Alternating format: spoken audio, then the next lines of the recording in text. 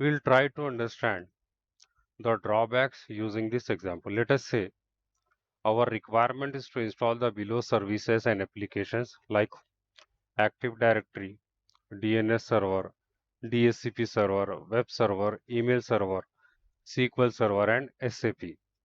So what we will do, we will take one physical server.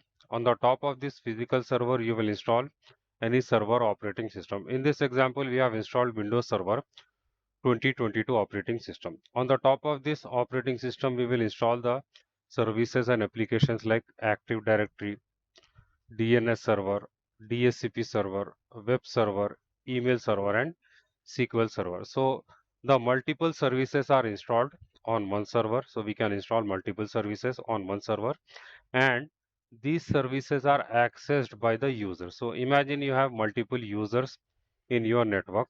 These users will access these services via operating system.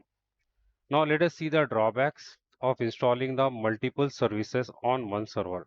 The first drawback is if the operating system gets corrupted. Okay, let us say this operating system gets corrupted.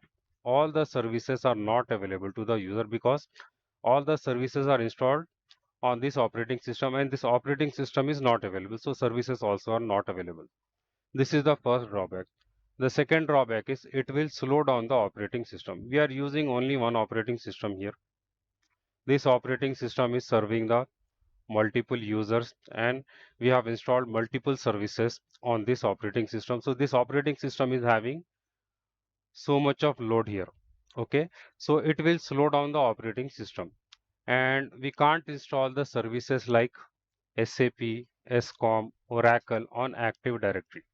So whenever we install Active Directory on any server, it will not allow the other services to be installed like SAP, SCOM, Oracle, etc. This is the third drawback of installing the multiple services on one server.